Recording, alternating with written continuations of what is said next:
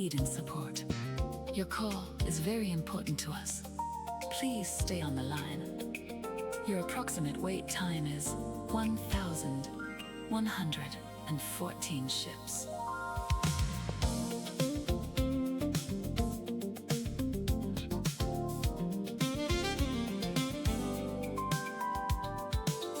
You've reached the queue. Please hold your pod. A representative will be with you. While you wait, did you know? Savindo's Cyrober has 4.7 kills to 1. That's one ship lost for every 4.5 he's blown.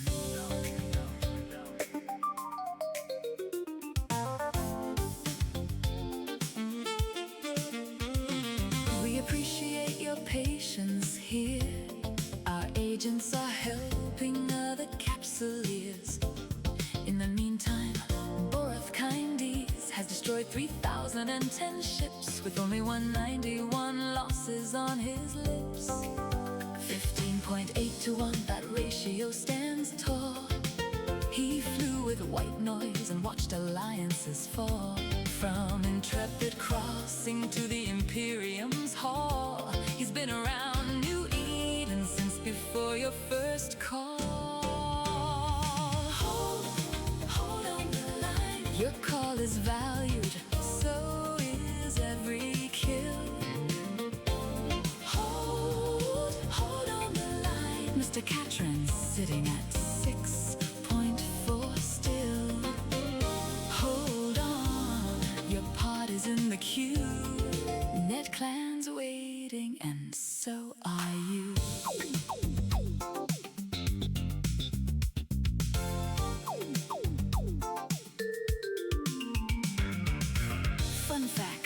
You're holding here today. The Mad Rambo streams from the UK. They say goon affiliated ADFU on the side. 7 ships destroyed, but the contents got pride. And somewhere in the stars, in a quiet place, Vervain Renukin leaves almost no trace. No kills on record, no losses found. The ghost in New Eden without a sound. Perhaps they're industrial, perhaps they mine, perhaps they're just still holding on the line. Hold on the line. Your call is valued, so is every kill. Hold on the line. Mr. Catron sitting at 6.4 still. Hold on, your pod is in the queue. Net Clan's waiting, and so are you. Did you know UK Corp joined Goons Warm in April 2025? Did you know the Renukin surname belongs to a long line of New Eden industrialists? Did you know Borith Kindes previously served under 3 separate alliances? Did you know you are caller number 47? Hold on the line. 3,000 kills and still the phones ring true. Hold on the line. Savindo, Borith, Catron, they flew. Hold on, Vervain is out there somewhere new. And the Mad Rambo's streaming this to you. Thank you for your patience. We are experiencing higher than usual capsular volume. Your estimated wait time is 15.8 minutes. Please continue to hold.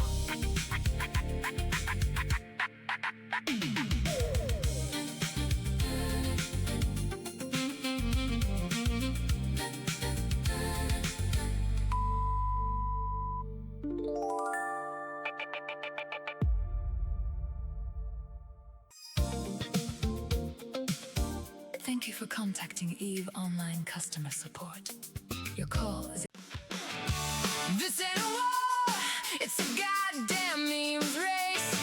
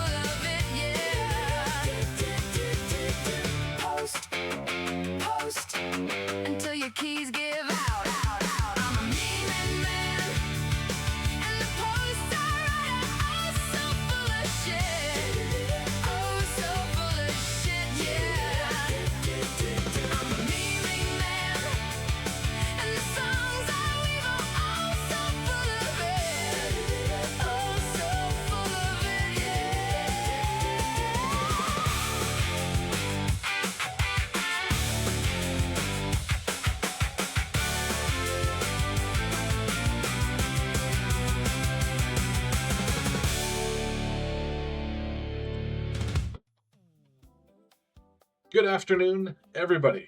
My name is Seema. This is the This Eve Life show, a show where I sit down with people who actually make this game and Frontiers and what's that shooter game, Vanguard, actually make the games worth playing. So my goal is simple. I'm going to talk to 100 people from every corner of this game: nullsec warlords, lowsec pirates, that dude from Reddit, yes, you Potchman people, Frontiers people, FCs, you name it, because we're not just our kill board, we're the players behind the game. So my guest today is a gentleman by the name of Lacal. He is an EVE, I'm going to call him a cartographer. He is making several web-based apps for EVE Online and EVE Frontiers. And so we're going to jump into this today because ultimately we as players of this game, we hit a wall, right? We're doing something, we're trying to find something, and we hit a map. We don't know how to get to where we're going. And we have to either rely on people in our alliance, or we have to rely on people who came before us, or in this case, use Dotland or the new tool my friend here is writing. So, but before we get into the whole application concept, I'm going to ask a couple of questions. So let's start from the very beginning. Let's introduce yourself. Who are you, and what are you doing? And I'll ask a couple of questions after that. Well, name's Lacal. Been playing eFrontier for a bit. We can talk a wee bit about that more in a little bit, but yeah, played EVE Online in the past as well. Nice. So what brought you to EVE? Obviously, you came from EVE Online. So what brought you into EVE in the first place? What attracted you to EVE? I honestly don't know. I played it from launch, and I was always into multiplayer games. Single player games were never anything that interested me at all. I just find them boring, so I went through like Dark Age of Camelot, EverQuest 2, that kind of thing. But then sci-fi's always been a big draw, so saw EVE Online and dove in May 2003 at the age of 28. So I was a grown-ass man. I should know better than playing computer games, but there you go. You know, we're all of an age now to know better, but we still do anyway. So you came from the games, and ultimately you had some fun. And is that what kind of attracted you to Frontiers? Was the hardcore aspect of it, or what really drew you to Frontier from the start? Well, going back to EVE Online, I loved that at the time because it was an unsolved game. There was no like YouTube tutorials that you could look up to find out what to do. It was this unexplored universe, and it was a great sense of wonder. And I came back to EVE Online over the years and dipped in and dipped out, as we all do. But then I saw a Facebook ad for eFrontier, and I went, oh, that looks familiar. So I jumped into eFrontier, and it gave me that same sense that I had with EVE Online, where it was an undiscovered game, well, even more so because it's an alpha, but an undiscovered game and universe where anything can happen, and it's up to us to discover it. Nice. No, that's what really got me into it as well. So I'm kind of glad to hear another person say that, because any more it's turned in, like EVE has turned into a game where there's guides now, there's YouTube tutorials, you can watch a guy streaming it, but in Frontier that doesn't exist. And I think that's going to draw some people in over time. So, okay. So ultimately, especially given Frontiers is an alpha, open-ended kind of testing game, what really keeps you in? Because that's one of the things I hear a lot from the Frontier Reddit. Now, to be fair, we shouldn't take anything said on Reddit as facts or face value, but like especially from you. Yeah, especially for me. But like, what kept you in Frontiers? What kept you in EVE? Was there something that really drew you out and said, hey, continue to play me? Or what was your inspiration? So I think I started playing Frontier in February 2025. And I was just someone who played the game. I hadn't started any development or anything like that back then. And with it being a sandbox game and alpha, you really had to make your own goals or missions, if you like. And it's cyclic, so you lose your progress every 2-3 months. So one time it was building a chain of player built smart gates from one side of the universe to the other. Another time, the base building side, I wanted to fill it up with one of the tribal structures that you can purchase. I thought it would only take 100 of them. I ended up taking like 1,200 of the things. It took me like 2 months. But yeah, just setting goals for yourself or something to do was kind of important back then. But what keeps me playing now is the building apps has almost become like another side of the multiplayer game, where you're not actually in the game playing it, but you're doing other stuff which other people are interacting with. So you're talking about third-party development and development of apps. Were you a coder outside of this at all? Have you ever done app development? Have you done coding at that point? What's your experience there? Absolutely nothing at all, and still none. If someone told me to code "Hello World" in whatever computer languages there are, let's say Python, if someone asked me to do that, I wouldn't be able to do it. I would have no idea. Okay, so so we're gonna say vibe coding. Then you're using a tool or a series of tools. Nothing wrong Yeah. with that. There's always the traditional hard core coder people that oh gosh, you can't do this. You need to have like 18 years experience and a degree in math. And then there's the people who can use apps to really enhance and take an idea and really make it. So let's start with the vibe coding concept. What really made you go like that? Takes some gumption to get into, because it's not only you have to figure out as much of the platforms themselves that you do with the actual coding. So what really inspired you to start with those tools? Well, just kind of fell into it really. But I guess my actual job background is like third line technical support, supporting corporate customers with their server deployments and things. Okay. So I have a technical background, just no Perfect. coding background. So troubleshooting logs, understanding how systems work, how things speak to each other, knowing the flow of information, APIs, all that kind of thing, no problem. Just can't code. So when LLMs arrived on the scene, and like I said, I just kind of fell into it. I didn't realize they could do what they could do until I asked one question and it spat out a Python script. And then all of a sudden it was running like a web page in my browser. It's like, holy shit, it only took like 5 minutes. What is this insanity? No, and here we are. You're not wrong. Like, and that's cool to hear other people say the same things. I've been doing that with Claude and Decrypt or Descript to build YouTube shorts. I load an episode in Descript. I tell Claude what to do. Claude connects to Descript. Descript connects to YouTube. And 20 minutes later, I've automated 4 hours of work into 20 minutes. It's fantastic. So I used that tool for my hackathon demos back in March of this year. okay. And video editing is something I never ever want to do again. It is the most painful experience. I hate it. Even using AI assistants, it is so dull and so.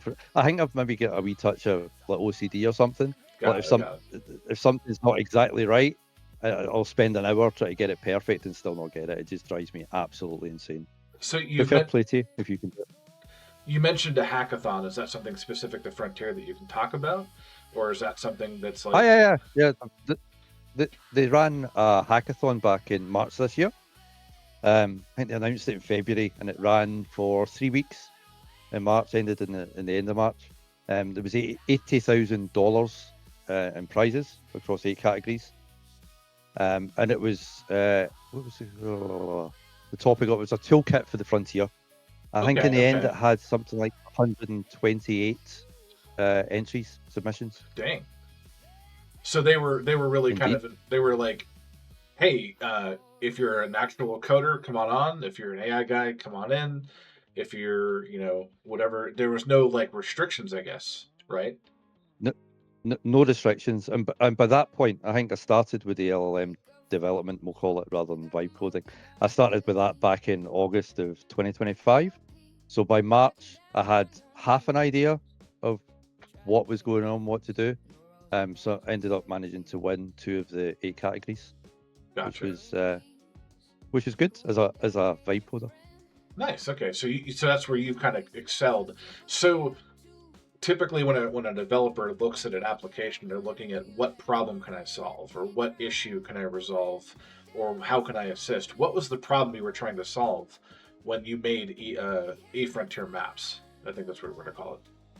So yeah. So it started with basically the in-game map not being sufficient, because as you probably know, EVE Frontier uses Carbon Engine, the same as EVE Online, and it uses a very old version of the 3D map. And Okay. in eFrontier, there isn't stargates connecting every system. You would use a jump drive, like a capital, to jump between systems. But the in-game map doesn't understand that, so it can't plot routes, can't do anything like that. So So I've got your tool here on the map here. So these are all star systems that don't have like a 3D map in the game, essentially. there is a 3D map in the game, but the 3D map in the game, if you select a star system and say I want to go to this one over here, it won't let you plot a route. It'll just say no. There's no stargates between them. Are you insane? I'm Okay. originally for Eve. I'm originally for Eve Online. I don't understand the concept of nothing between systems, so it won't let you plot a route. So there may not be a jump gate between these two systems, right, on the But screen right now. but yeah, but your ships back then could do a jump between them. So if you Got wanted it. to plot Okay. a route, yeah. So fuel is a thing in eFrontier, and in order to get fuel, you need to find these things called rifts, and that would necessitate back then checking maybe 50 to 100 star systems. And I was getting so frustrated with the in-game map of trying to remember where I'd been, where I was to go next, try to do an efficient route around 100 star systems that didn't have anything linking them. You had the in-game notepad dragging system names in, try to remember what one you'd been to, running into the character limit. It was annoying. It was so annoying. And then that's when the first thing the Python script I talked about, when I asked ChatGPT if we could have a center point, define a radius, bunch of systems, can we plot a route? And there was an API for the solar system XYZ coordinates at the time, and ChatGPT spat out this script, and it plotted a route between all these systems. And I was like, okay, well that's a route, but it's a shite route. What do we do to make it better? Okay. And apparently that's called the traveling salesman problem, and it's quite a hard, computationally expensive problem to solve. So there was an initial app called Scout Optimizer that then got integrated into EF Map. Don't run it now because you'll break your computer. You can put in a route of like 100 systems and say, give me the very best route, so I'm not using a lot of fuel. And it will use like all the cores on your machine at 100% and hammer it until you tell it stop. And it'll always get a wee shorter, a wee bit less. Very addictive. Nice. But yeah, that's how the whole thing started. A problem that the game couldn't solve. And just because I had access to ChatGPT and it spat out the script and generated a thing, I was like, oh, this is magic. So it snowballed from there. Nice. Okay. So did you didn't know anything about GitHub or Git or anything like that? What was the learning curve like? What was a year later, right? Would you consider yourself way more experienced now, or is there still things you're learning day to day as a developer, third party developer in Frontiers? Oh, learning every day, and I think the more you learn and pick up, the more you realise that you don't know. Initially at the start, you think you're writing a bit because you're putting out these web pages and apps, but then as you pass a level, is it consciously incompetent you become, where you realise that you don't actually know that much.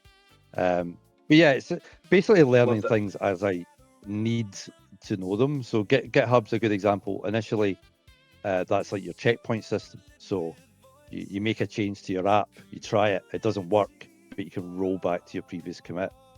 Nice. And that's all I needed for the longest time. But now recently I've started to have to do multiple feature branches and integration branches and all manner of stuff. But I never needed to worry about that way back when. You can start developing without knowing any of that stuff and just knowing the absolute basics of it.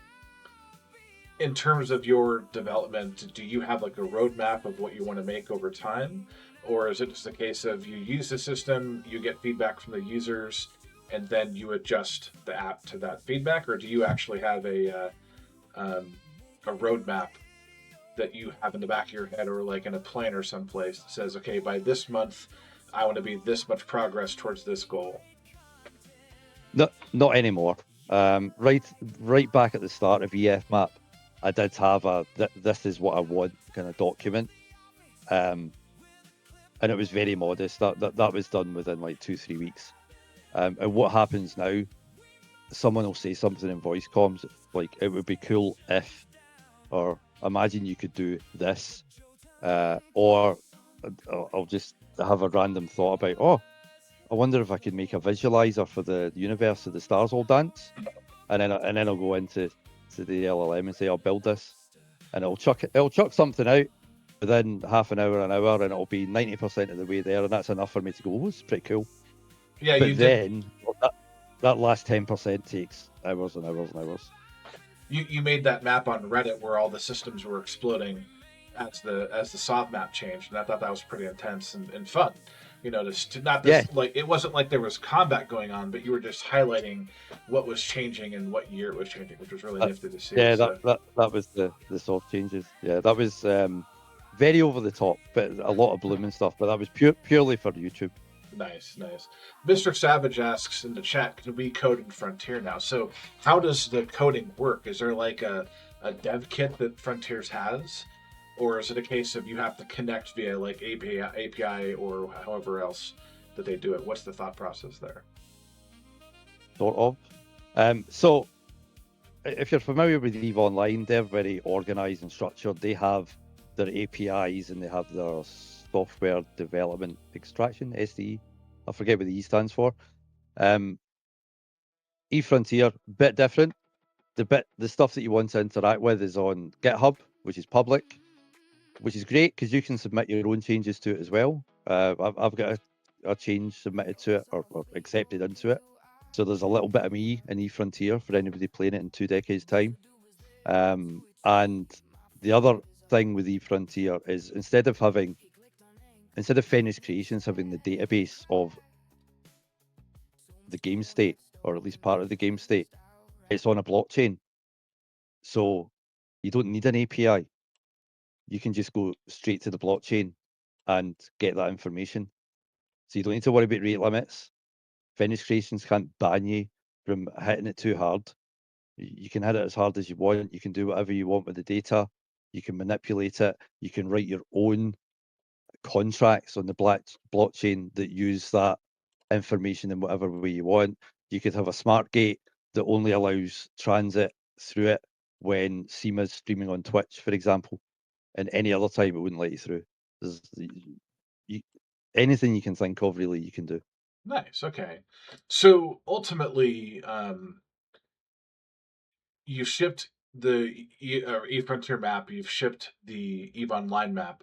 What is one of the features you're most proud of in terms of what you feel players would use the most? Um, hmm. Well, I know what players use the most. It's because I've got all the aggregated stats in the background and it's routing. But that's not what I'm most proud of. Hmm, most proud of is the wrong word. I love the cinematic mode on both maps because of the sense of wonder of the universe I got from the two games way back when. And it's kind of, I treat that now as like my playgrounds when I've got inference to spare. And it's like, oh, what can I use this on? I'll jump into the cinematic mode, which adds all manner of dust and flares and extra bloom and all that to the map. It's just a pretty mode, and I'll work away and just how can I make this better? And it's a feature that not that many people use.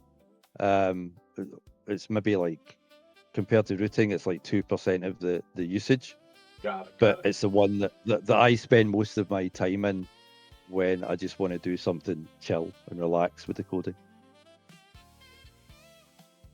Reminds me of Obsidian Vault. Absolutely, yeah. So you've been doing the map has been available almost for a year, basically, and It was ultimately a year old on Monday. you're old on Monday. So congratulations first and foremost. But I guess what would you say to a person who wants to do something like this? Like a year a post, you've been a veteran now of the Frontier community building for a year plus everything else.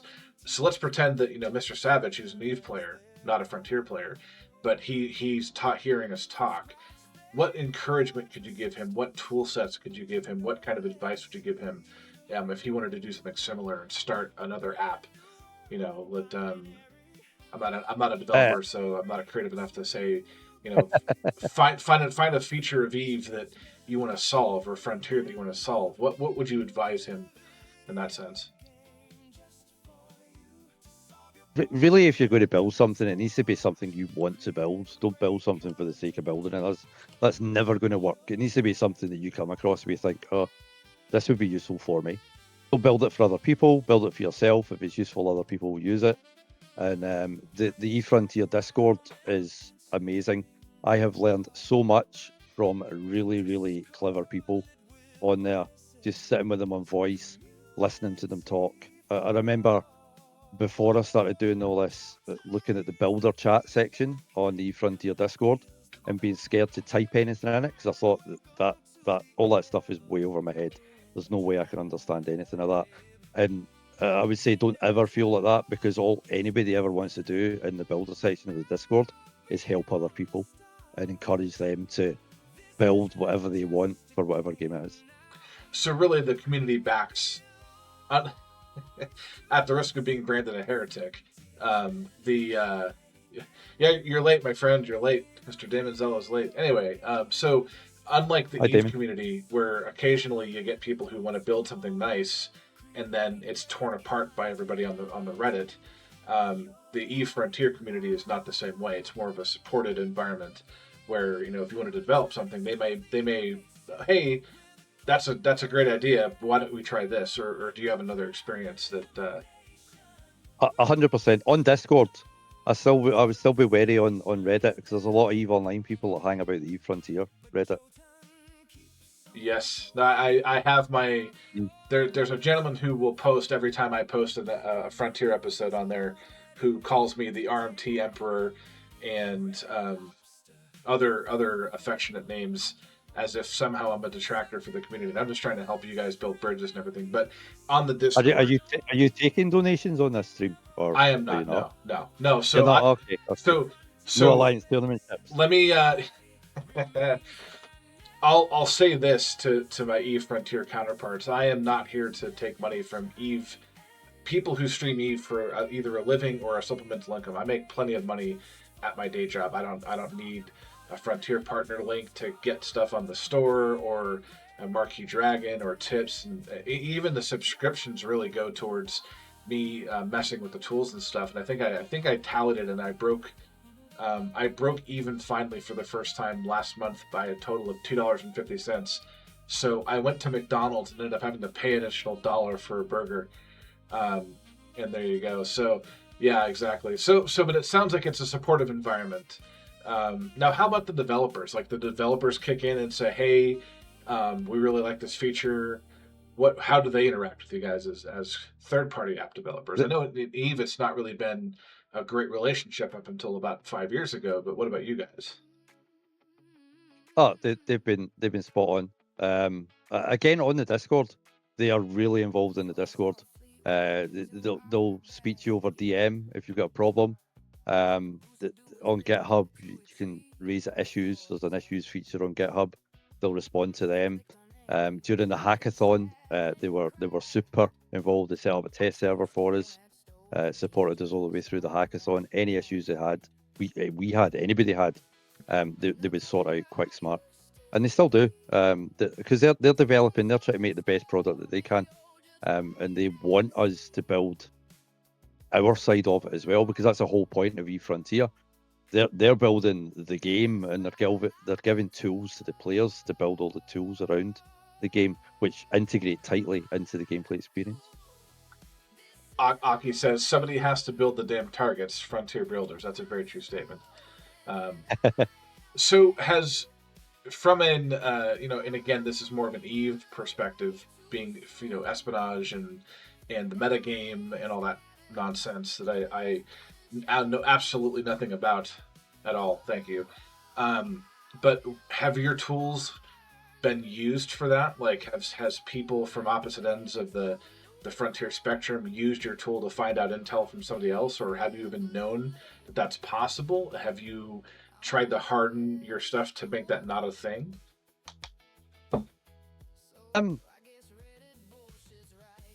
Silly So, question, but the tool. What one of the reasons for EF map, and the reason I've kept it going is I don't want very useful tools to be locked behind the biggest tribes. I want to make everything available to everyone. So one of a couple of cycles ago, the XYZ positions of all of your structures used to be published on chain. So got if you it. knew what you were doing, you could find out where people's stuff were. So I put that information on EF Map. So everybody knew that people could find their stuff, and they could also use EF Map to find other people's stuff. Now they've removed that now, so your stuff's hidden unless you choose to reveal it. But there's also a full intel section on the EF map where if you think of like a Z-kill almost, where you search a player's name and you try to infer where they've been and what their ship fit is and all that kind of stuff. Similarly, you can get a lot of information from the blockchain in terms of kill mails, lost mails, structures that have been blown up, things that they've done in the game is surfaced in the blockchain. So part of EF map is you can search a player and it will give you a kind of mini history of what they've done, when they've been active, when's their most active time, systems have been seen in, whether I guess where their base is. Like if they've lost their structure, they've probably got a base in that system. So all that stuff is part of EF map, but it's for everybody to use.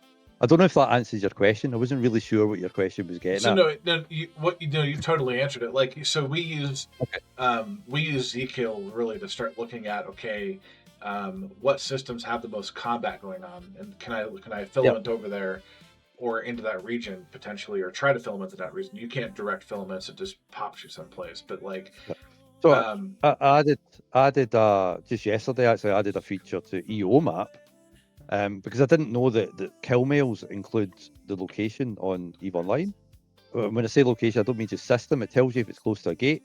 So on the map now, there's gate lines will light up red if there's a gate camp in that system. It's live, and you can just hover over the system, and it will tell you what gate the kills are at, how many attackers, are they killing pods, just all live on the map, which is cool AF. tell them about the. Okay, yeah, that's Screaming PC asks a very good question. Tell them about the reputation concerning your site and the encryption of players' usage for trust. What does that even mean?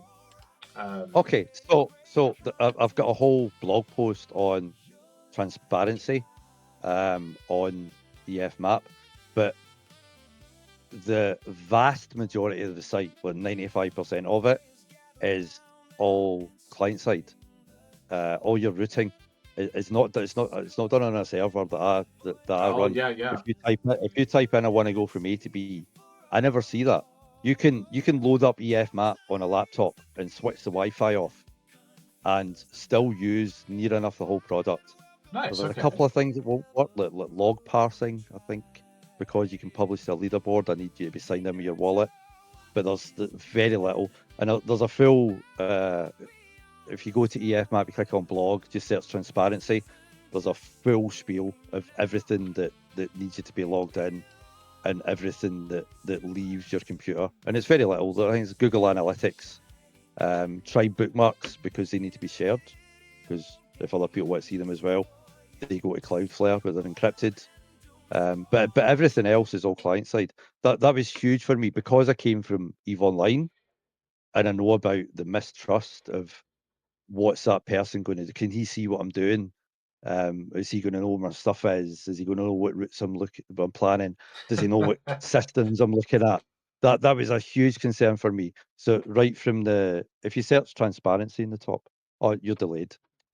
Uh, But yeah, that was huge for me. So as much as I can, which is nearly everything, is client side. Doesn't leave your machine.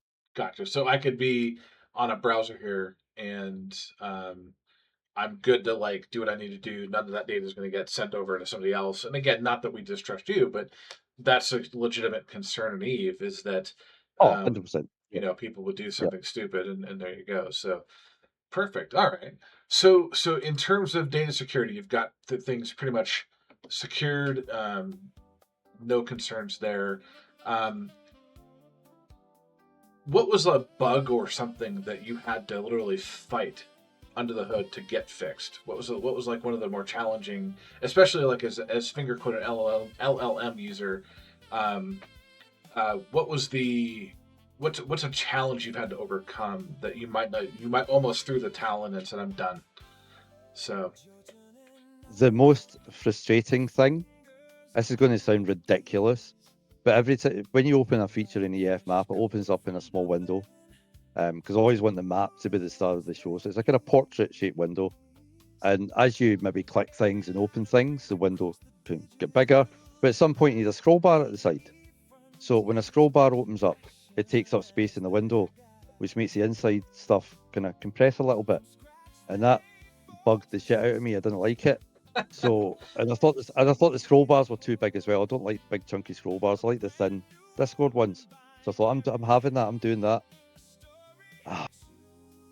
3, maybe 4 days in total to get the scroll bar the way I wanted, where when a scroll bar appeared, it didn't compress the contents, and that it just sat nicely in the padding and was the thickness I want.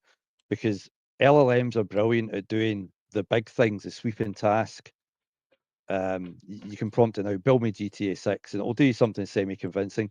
But when it gets down to like finer details, mm-hmm. and you want like pixel perfect precision, or and CSS, apparently CSS is a nightmare for anybody, whether you're using Yeah. an LLM or not. Yeah, that has been the most frustrating experience, because it sounds super simple. I could describe exactly what I want in like 2 paragraphs a person, but trying to get an LLM to understand and do that was so frustrating.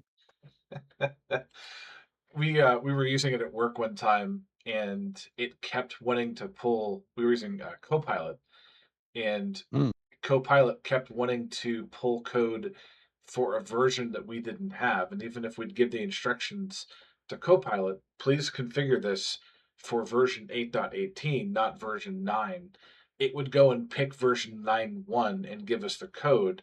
And then we'd have to like do it on the test environment to make sure it wasn't going to break things. We kept having to beat it over the head, and finally we just gave up and used Google. Because but I feel your frustration there because you're trying to do your best you can, and it's just not letting you. So well, cool. So now, um, if I remember correctly, you're one of the E Frontier Luminaries. Is that correct? Like the our equivalent of Yes, CSM. Okay. So what's yes. what's the relationship with Fenris been for you folks? I know that um, it's a different person or different personalities over there for Frontiers than it is for Eve. And I'm not trying to disparage anyone on the Eve side because I know them; they're fantastic people. But there's the perception that the Eve CSM really runs the game. And so, what's the relationship that you've had both as a single person developing apps, but also as a luminary with Fenris? How has that been? Has it been supportive? Have they been informative? Have you had to like draw stuff out from them? What's that been like? Um, Very good, actually. So we don't go to Iceland for a week or anything like that, but we have quarterly, like 6-hour luminary sessions where they'll get developers in, and they're still, although we had to do the whole NDA thing, they're still super cagey with us. They don't tell us stuff like months in advance. We'll maybe hear about something like 5 days before everybody else. If it's a massive feature and they want feedback on it, it's what was the point? Bit late asking 5 days before. But yeah, it's been great. And FC Overload has encouraged throughout the time we've been on Slack for nearly a full year now. He's got the developers popping in when they have a specific what would a player think of this, and they'll just put in in the Slack like, oh, guys, what do you think of this idea? How do you think people would react? Do you think we should do it a different way? And also, it works in reverse, obviously, as well, because we'll go back to them and say, listen, guys, that patch yesterday, what the fuck did you do to the tutorial? It's bullshit. And put that in, and they'll react quickly on it. True story, incidentally. So they'll release a patch that is just absolute trash, and it's Yeah, gonna frustrate people. I mean, but and I think that's something that needs to be said. And I'll say it, and you folks have probably been saying it for some time, but this is a game that's still in testing phases. It is not a game. It is a development test. And so, for Well, people who want to make it their daily driver, yeah, you totally can, but you're gonna burn through a lot of wherewithal. So calm down. But it does sound like occasionally they'll put a patch in that you're just like, no, you need to. This is terrible. So that's it. Did they ultimately like adjust things based on feedback, or? they adjust everything based on feedback. Even just not even being like a luminary, like the founder feedback, or even just normal feedback in Discord.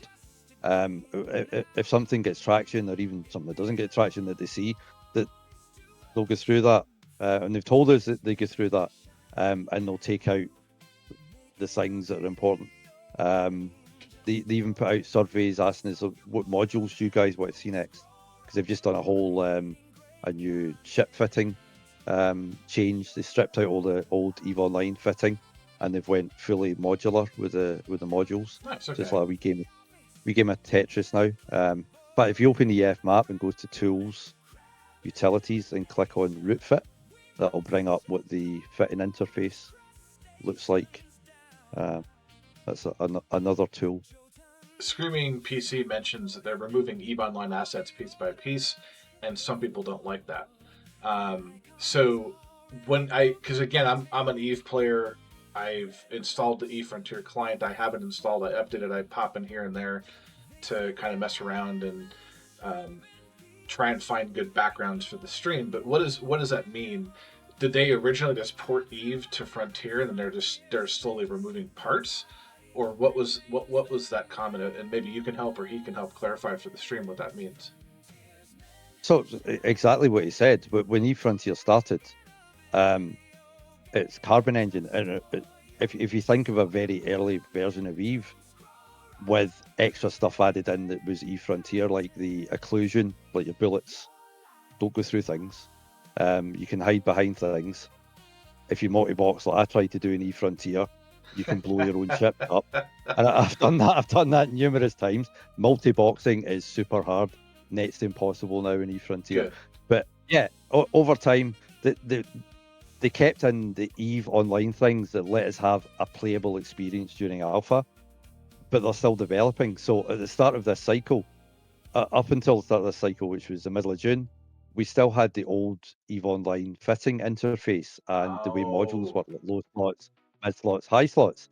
So the start of this cycle, that was gone, and what was dropped in was this modular fitting, which is the start of modular ships. So we don't quite have that yet, but it's your modules will have different shapes. It's like a little game of Tetris where you kind of juggle them all in and fit them all in. Nice. And just in the most recent patch they done on the 18th of August, they took out the EVE Online essentially inventory system that we're all used to with the windows and dragging and dropping between them, and they put in their own take on the inventory system. And people are losing their shit because it's not very good at the moment.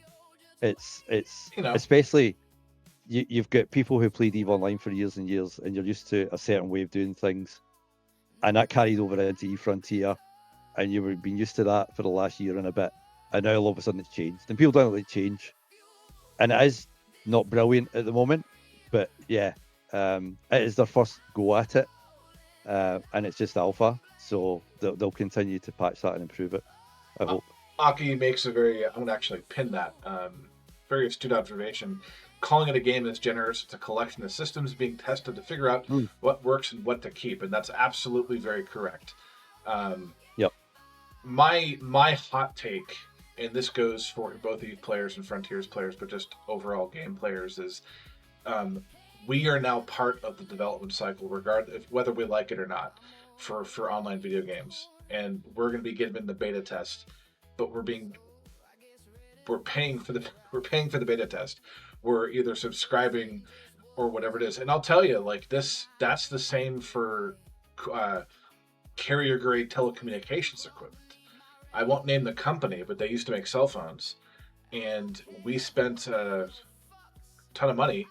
I'm not going to name a dollar amount to not get sued but we ended up finding out that the hardware we were sold was technically a late beta, and we would be getting firmware patches down the road that makes it the official product. And I was laughing because people are bitching about they paid $20 a month for EVE Online, or then they go in Frontiers, and I'm like, this is nothing. Calm down. Well, they have a free trial anyway for Yeah, eFrontier. It used to just be fixed windows, but now it's 5 days whenever you want, and it's just linked to a email address. And they have said themselves, so I'm not saying anything they don't want me to say, that please, they don't care get... how they don't care how many times you use the free trial. If you've got 100 email addresses, you can have 100 free trials. It's not locked to like an IP address or anything. So you can dip in and out and try it. I'd say to anybody, try it at the start of every cycle just to see what's changed, what's new.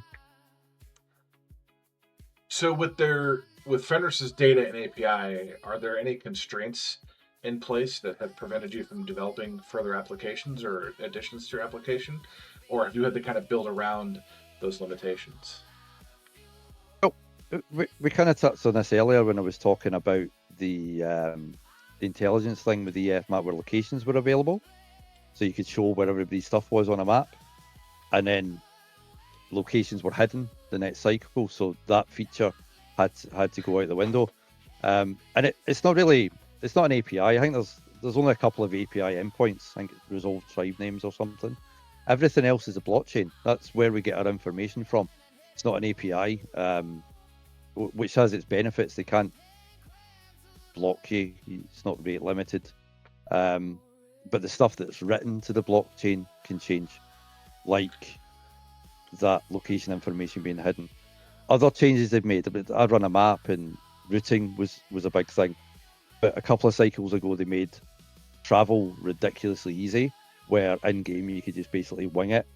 You didn't need to worry about overheating your ship or running out of fuel, which you used to have to do, which meant you had to plan your routes. And I saw it on my stats. You saw a drop in people planning routes and a drop in page loads. And that's when I went, well, I need to maybe have something else other than just routing. And that's when I started doing some daft things on the map, but other features like intelligence, and putting a kill board on it. And then obviously getting into a fitting tool as well. I always laugh when people in eFrontier talk about the fuel aspect, because I was bored one day. I messaged Jotun. I'm like, hey, I'm gonna get founder access to Frontier and support you in your product. And he's like, awesome, let's do it. So I get onto the access, install it, and then I treat it like a game. I'm here mining, I'm producing in system, and I'm running around, and then all of a sudden I can't do nothing because I'm out of fuel. And I'm like, oh shit, I'm done. So log out of the game. Okay, go back to Eve, because I'm so Eve. I'm gonna invent the term here. I'm gonna call it Eve brained, not Frontier brained, but Eve brained. That I didn't figure out that I had to calculate fuel and finding fuel and producing fuel and surviving. But let's talk real quickly here. And Damon talked about it, and Wesley talked about it. And I want to get your hot take on it. The whole blockchain concept. Eve players, God love them. I've known them all most of my adult life. Some of them I can't stand. Most of them I get along great with. They have this stupid perception of the blockchain as this crypto bro NFT bullshit.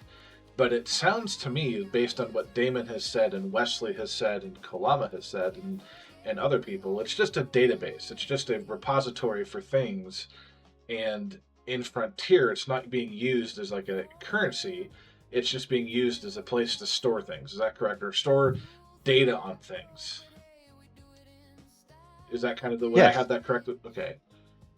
Yeah, but essentially, yes. I mean, I knew nothing about blockchains or crypto or anything like that. And my loose understanding of it is that a blockchain is a technology that cryptocurrencies run on. So your crypto pros are concerned with cryptocurrencies, like your Bitcoins, your Ethereum, your Dogecoin and all that. But they run on blockchains. And eFrontier uses a blockchain as a database.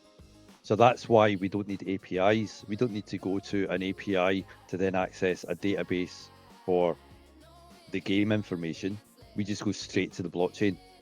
At that point, Fenris Creations isn't involved. It's just back and forth Nice. between whatever we're making and the blockchain. So, and I'm gonna hold on. SEMA pleads it's a database, but a bad database for storing game data. That's the problem. If it can secure investments and can live with the 500 mil, okay. Listen, I'm not here to advertise or promote either or. I'm just trying to facilitate an understanding of things. But and so coding on the blockchain have you had to adapt your coding to that, like, or have you just natively fell into it? It sounds like you and I as people don't really know too much about the core technological stuff about it, but it sounds like you're able to interact with it without any real experience in blockchain or NFT or crypto or anything like Yeah. that. So up until the, I think it was the start of March, 11th of March, sorry, it was. They started with eFrontier on a different blockchain. It was an Ethereum-based blockchain, which uses Solidity as the coding language.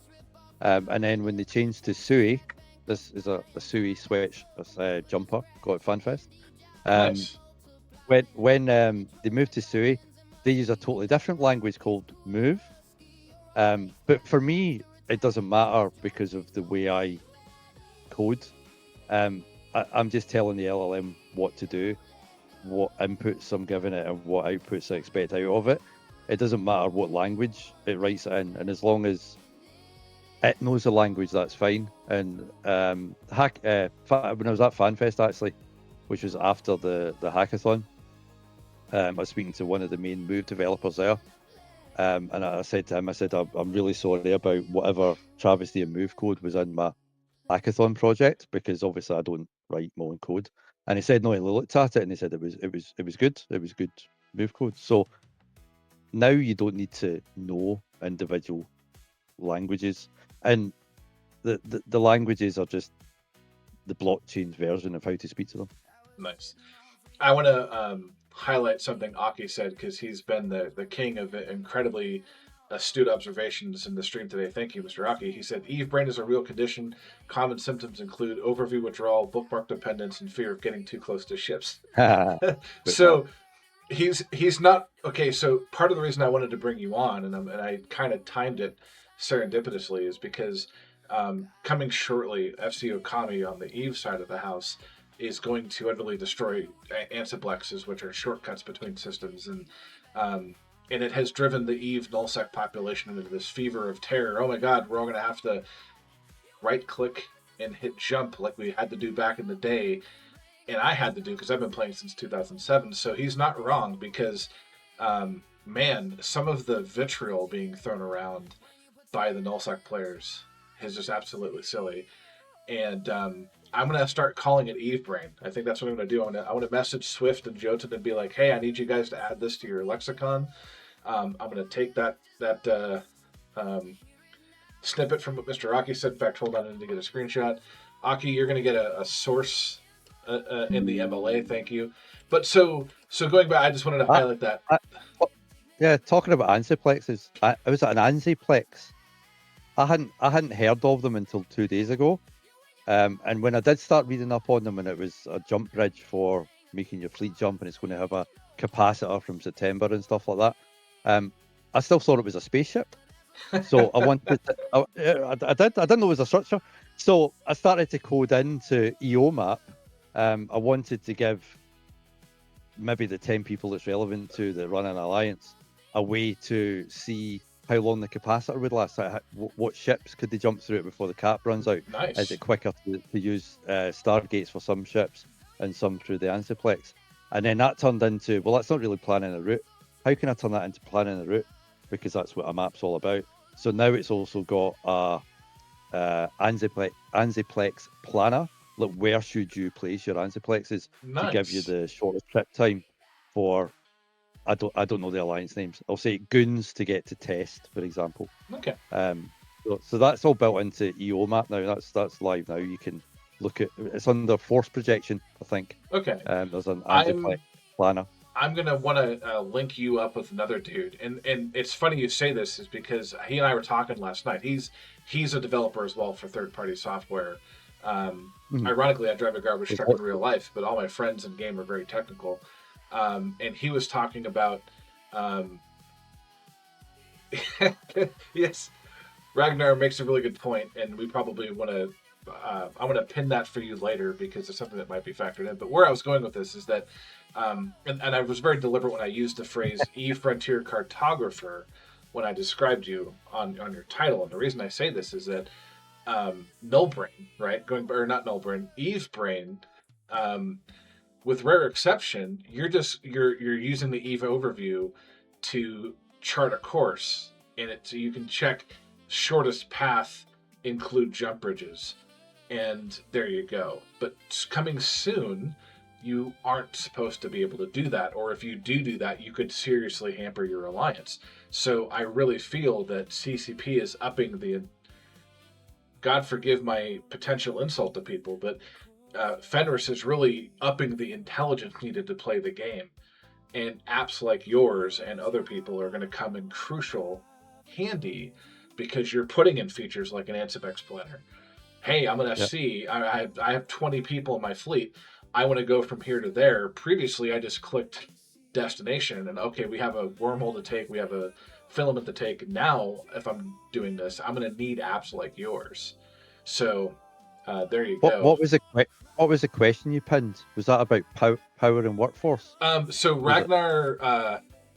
Ragnar posts, are you figuring power and workforce into your where to place your Ansiplex logic? Because apparently, and I don't know the full specifics, and maybe he can clarify, but Yep. there's a thing called workforce in Eve where your system can generate so much workforce and other objects, and apparently the Right. Ansiplexes are dependent on that. So the answer there probably is no, I am not, because I didn't know about that. And I've literally because I knew this interview was coming up, I think last Friday is when I took EF Map and I cloned the repository and I went, right, I'm going to build EO Map. And I rushed it to get it ready so that I can get people using it and knowing about it, because it's this kind of thing where I don't have the domain knowledge of EVE Online to know the full ins and outs, but I can build things very quickly. So it's this kind of Absolutely. thing where I want people using the tool and saying, dude, you've missed out this. You're a fucking walloper. You need to add in power and workforce. And as soon as someone says that to me or I know about it, I've got a builder showcase thread on the EVE Online Discord. I've got my own Discord you can get to from clicking in the app. Just tell me what's wrong. Tell me what you need in a tool. What would be useful to you in a tool, any aspect of it. Doesn't matter.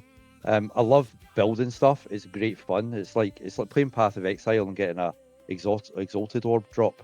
When you're building something and it pops out and you test it and it works, it's that little dopamine rush. Love doing it. Fling anything at me that you want in any of these tools. And I've linked the two maps, efmap.com. Pardon me, ef dash. For those watching the podcast, it's ef-map.com and eo-map.com. Those are linked in the chat here. So, well, cool. So it sounds like you're going to get some good stuff out of this in terms of what Ragnar's saying. BlurpySec says that's the stuff does not work on blockchain. Or does work on blockchain, and there's slightly differently doesn't work on blockchain, so it's just more of a conversation. Okay. And again, gentlemen and ladies, I'm just here to interview people and highlight that the blockchain is not crypto. Yeah, blockchain is crypto, crypto is blockchain, but how eFrontier is using blockchain is not as others would advertise it, at least not yet. And so, there's no Bitcoin or whatever required to play Frontiers. So ultimately, you've got some amazing applications out there. They're well developed. They're continuing to be updated. How has the community reacted to your projects? Pretty well, it sounds like. Or has there been detractors? Has there been competitors you're fighting with, or how's that even working? Has there been detractors? No. Let's say all the builders in the Frontier are encouraging each other to build tools, and how can we link our tools to each other? How can we build even standards on the blockchain that we can all use that our apps speak to? We don't need to wait on Fenris Creations to do that kind of thing, because the whole point of blockchain is we can do it as well. The other thing I've done with the EF map is anybody can embed it in their own application. For the hackathon back in March, you couldn't use any pre-existing code.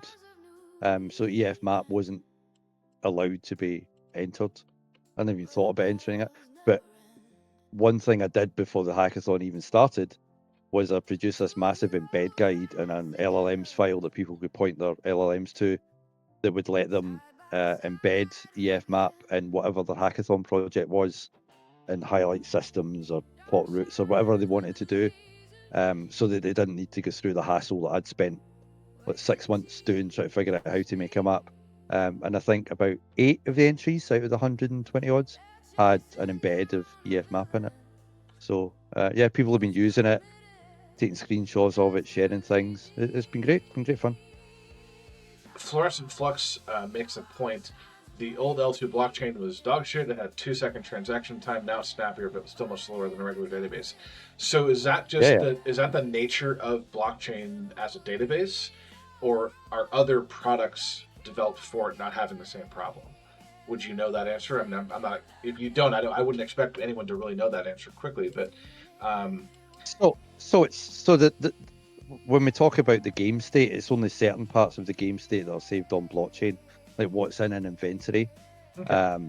What's saved in your storage, like your station hanger. If we're going to compare it to EVE Online, it doesn't do if you're fighting in a system doing PvE or whatever, that's still on at this point in time a game server,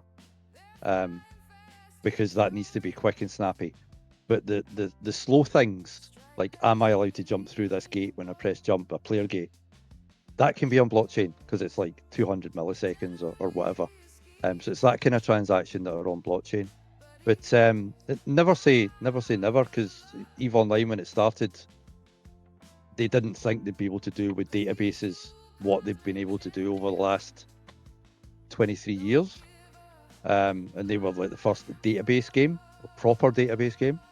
And eFrontier is taking blockchain and using it as part of its database.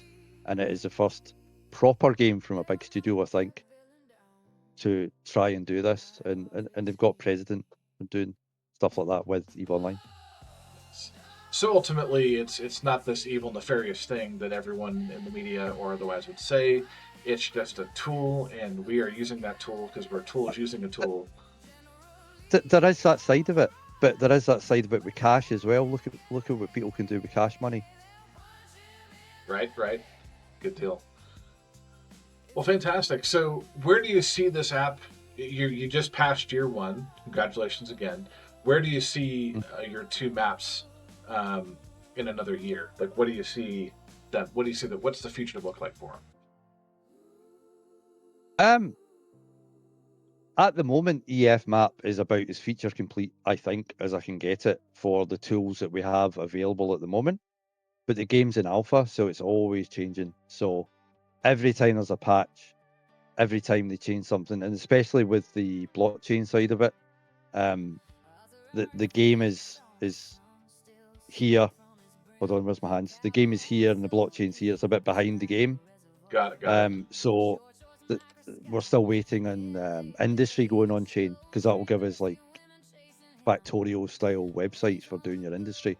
You're linking stuff together and stuff. Potentially, we'll wait and see. Yeah. But yeah, in terms of features for EF Map, I don't know. Honestly, don't know. It depends what they flying at us. In terms of EO Map, it's going to be whatever people want in it at the end of the day. If it gets users and users are using it and they request things, I'll add them. There's a lot of stuff I stripped out that is an EF Map thing, which could be converted to EO Map, like EF Map. I've got an app on the Microsoft Store called EF Helper that runs in the background, and it reads your local chat logs. So again, privacy first, it's all local. Yeah. It'll read your local chat log and update your position on the map in real time, because your local chat log, every time you change systems, update with the system you're in. And then there's an in-game overlay that you can start from it. Works the same as like Discord overlay or Steam overlay. It's injected into the process, and that has DPS graphs from your in-game logs just piped in. Mining graphs that you can set a session target. Get wee graphs showing you how much meter cube per minute you're getting in, all that kind of stuff. So that's all there on EF Map and for eFrontier. but it's a couple of days' work to convert that to work for EVE Online, because it's essentially the Carbon engine. It's the same log files and everything. So yeah, so there's loads of stuff that could come to EO Map if people are using it and want that kind of thing. Any other ideas or projects or thoughts on the horizon that we can expect out of you that are going to be amazing? Honestly, I really just want industry to be on blockchain, which potentially is coming in a few months. One of the hackathon projects that I've done is called Civilization Control, and that has the whole managing your structures side of it. Okay. And if they add the ability to control it, and in any frontier, you have storage units, you have refineries, you have printers. You're not doing industry in a station, you're doing it at your base. Mm-hmm. And at the moment, you need to fly up to these individual things and tell it what you want it to do. When they add the ability for that to be on blockchain and for us to play about with them, so you can just sit at your computer and say, start that job, which can be a long progress run, like factorial between refineries and printers, and an output going into an input, and things all linking together. That's what I'm really looking forward to, and I hope to be able to build out soon. Okay. So, at this point, future EVE developers, or I should say third-party app developers, you've given some advice before. I got to be careful with that one, because if there's an EVE developer, then there's a third-party developer, and that's where you get buffed up. So, is the future bright in terms of Frontier? Like, can people actually learn the code and have fun doing it in Frontier? Is that something that's a side project that people could get into? Is that like an entry door into Frontier for, say, an EVE brain person? Yeah, well, I would say so, because that's what I mean. I've played EVE on and off. I love playing EVE, and EVE Frontier tickled that itch that I had, and I just kind of fell into the building side of things from having a need for something. But like I say, the Discord is the place to go. Not Reddit. For playing, not Reddit. No. I do like putting the occasional post on REVE. I build up my karma over a month, and then put an EVE Frontier post on at REVE, just to get downvoted to hell. It's a great experience. That's EVE players for you. So yeah, but if someone's interested in playing the game or building something, just check out the Discord. That's the best advice I can give. What's in closing here? I'll do two further questions, and again, I really appreciate your time spent here today. I've learned a lot and had some fun with the app. Again, this has been EO Map, EO-map.com, and EF-map.com developer Lacal, EVE Frontier Premier Cartographer. But if you could impart one nugget of wisdom onto an EVE brain person today, like the entirety of EVE is watching the stream right now, right? Let's pretend that that's the case. What's something that you would want to say to them and say, hey, we're not taking money away from you. We're not taking dev time from you. What's that one bit of data that you can pass on, or a word you could say that's to the other part of the hill, to the EVE crowd? What would you say? Put you on the spot there. Yeah, I don't know what to answer that. To that, I mean, Jotun's already went on Reddit and said that no money from EVE Online goes anywhere near EVE Frontier. So he's probably the one to say that, and he has, not me, because I don't know. I don't work for Fenris Creations. And I've got to be honest and say, although we're poking fun at EVE players and not liking Frontier, that's mainly just Reddit. I was at FanFest and I spoke to loads of people who played EVE, and I would talk about EVE Frontier and get excited about it, and they would get excited as well. Nice. No one I spoke to was negative about it.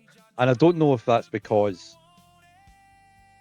they were not our EVE users, or they didn't want to just piss off the drunk Scotsman. I don't know. but everybody was nice, so...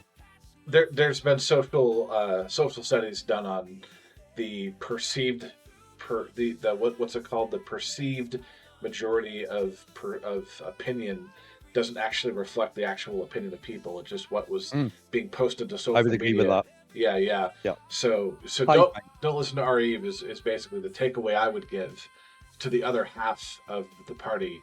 right? If I was to talk to an Eve, if people from Eve Frontiers are watching this stream right now, my statement would be, ignore our Eve. It is not a representative of actual Eve players. They're all crazy, and so am I. Well, fantastic. Well, any shout outs you want to give out to people from the Eve Frontier community at this point?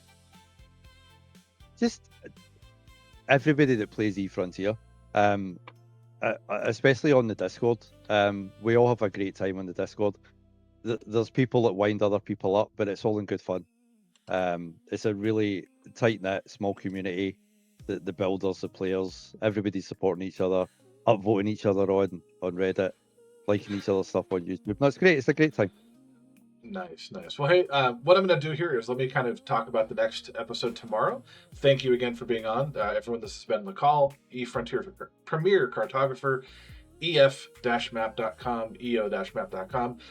Tomorrow, 2100, I have Eve Legend Dunk Dinkle and equal Eve Legend Jinx the Care of Brave Newbies. They're going to come on the show. They're going to talk to me about what it was like leading Eve newbies into B3, during B3, and Dunk's departure post B3. They're going to talk about that experience. But thank you for spending your Saturday afternoon with me. We're going to raid out to a gentleman by the name of Wesley Pipes. Wesley is an Eve Frontier founder. He's currently playing Eve Online. We're going to go ahead and read out to him. Ladies and gentlemen, thank you again for your weekend. We'll see you tomorrow.